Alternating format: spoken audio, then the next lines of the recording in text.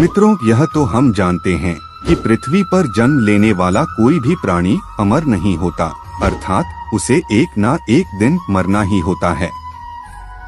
लेकिन क्या आप जानते हैं कि मरने के बाद आत्मा का क्या होता है, या मृत्यु के 24 घंटे के बाद आत्मा अपने घर वापस क्यों आती है और वह कितने दिनों तक अपने घर में रहती है? अगर नहीं जानते तो मैं बता दूं कि इन सभी सवालों का जवाब गरुड़ पुराण में विस्तार से बताया गया है। और आज की इस वीडियो में हम आपको यही बताने जा रहे हैं, तो चलिए वीडियो शुरू करते हैं। नमस्कार श्रोताओं, एक बार फिर से आपका हमारे YouTube चैनल में बहुत बहुत स्वागत है। गरुड़ पुराण में बताया गया है, जब किसी की मृत्यु हो जाती है तो यमराज के दूत उसकी आत्मा को अपने साथ यमलोक ले जाते हैं, जहां उसके पुण्य और पाप कर्म का लेखा जोखा किया जाता है और फिर 24 घंटे के अंदर यमदूत उस प्राणी की आत्मा को वापस उसके घर छोड़ जाते हैं। यमदूत के द्वारा वापस छोड़ जाने के बाद मृतक की आत्मा अपने परिजनों के बीच ही भटकती रहती है और अपने परिजनों को पुकारती रहती है, लेकिन उसकी आवाज कोई नहीं सुनता। यह देख मृतक की आत्मा बेचैन हो जाती है और जोर जोर से चिल्लाने लगती है, तब भी उसकी आवाज को कोई नहीं सुनता। इसके बाद मृतक की आत्मा अपने शरीर में प्रवेश करने की कोशिश करती है, लेकिन यमदूत के पाश में बंधे होने के कारण वह मृत शरीर में प्रवेश नहीं कर पाती है। इसके अलावा गरुड़ पुराण में बताया गया है, किसी की मृत्यु हो जाने पर जब उसके परिजन रोते बिलखते हैं तो यह देख मृत आत्मा दुखी हो जाती है और वह भी रोने लगती है, लेकिन वह कुछ कर नहीं पाती और लाचार होकर अपने जीवन में किए गए कर्मों को याद करके दुखी हो जाती है। गरुड़ पुराण की माने तो जब यमदूत मृतक की आत्मा को उसके परिजनों के बीच छोड़ जाते हैं तो उसके बाद उस आत्मा में इतना बल नहीं रहता कि वह यमलोक की यात्रा तय कर सके। गरुड़ पुराण के अनुसार किसी भी मनुष्य की मृत्यु के बाद जो 10 दिनों तक पिंडदान किया जाता है, उससे उस मृत आत्मा के विभिन्न अंगों की रचना होती है और फिर 11वें और 12वें दिन जो पिंडदान किया जाता है, उससे उस मृतक आत्मा की शरीर रूपी मांस और त्वचा का निर्माण होता है। और जब 13वें दिन तेरही की जाती है और मृतक के नाम से जो पिंडदान किया जाता है, उससे ही वह यमलोक तक की यात्रा तय करती हैं। अर्थात मृत्यु के पश्चात 13 दिनों तक जो मृत आत्मा के नाम से पिंडदान किया जाता है, उसी से आत्मा को मृत्यु लोक से यमलोक तक जाने का बल मिलता है।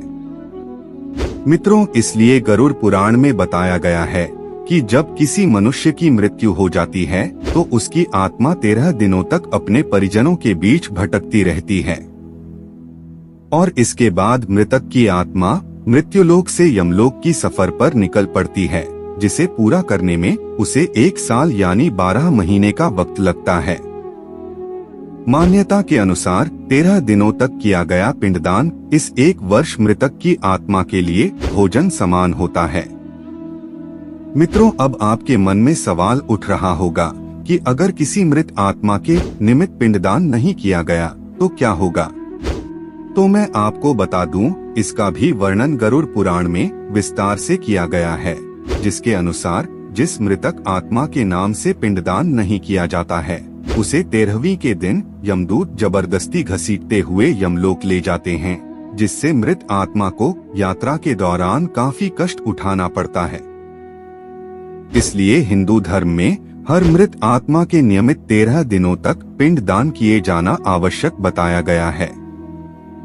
इन सब के अलावा गरुड़ पुराण में यह भी बताया गया है कि 13वीं के दिन मृतक के निमित्त परिजनों के द्वारा किया जाने वाला भोज कर्ज लेकर किया जाए तो मृत आत्मा को शांति नहीं मिलती। मृत आत्मा को इन बातों का बड़ा ही कष्ट होता है, मन ही मन सोचता है कि काश मैं अकेले ही कष्ट उठाता।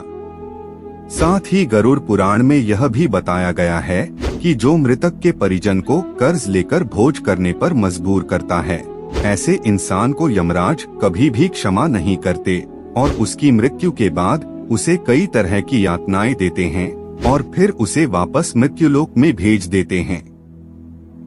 साथ ही गरुड़ पुराण में यह भी बताया गया है कि जो मनुष्य जीवित रहते पुण्य कर्म करता है उसे यमदूत मृत्यु के 13 दिनों बाद अपने साथ यमलोक ले जाते हैं और ऐसी आत्मा को मृत्युलोक से यमलोक तक जाने वाले मार्ग में किसी भी तरह का कष्ट नहीं भोगना पड़ता। वहीं जो मनुष्य अपने जीवन काल में बुरे कर्म करता है उसे यमदूत पूरे रास्ते कई तरह की यातनाएं देते हैं, जिससे वह थर थर कांपने लगता है और यमदूतों से बार बार क्षमा मांगता है, लेकिन यमदूत उसे क्षमा नहीं करते। इसके बाद जब पुण्य आत्मा यमलोक पहुंचती है तो यमराज उसे स्वर्ग लोक भेज देते हैं, जबकि पापी आत्मा को उसके द्वारा किए गए बुरे कर्मों की सजा भुगतने के लिए नर्क लोक भेज देते हैं और सजा पूर्ण होने के बाद निम्न योनि में मृत्यु लोक भेज देते हैं।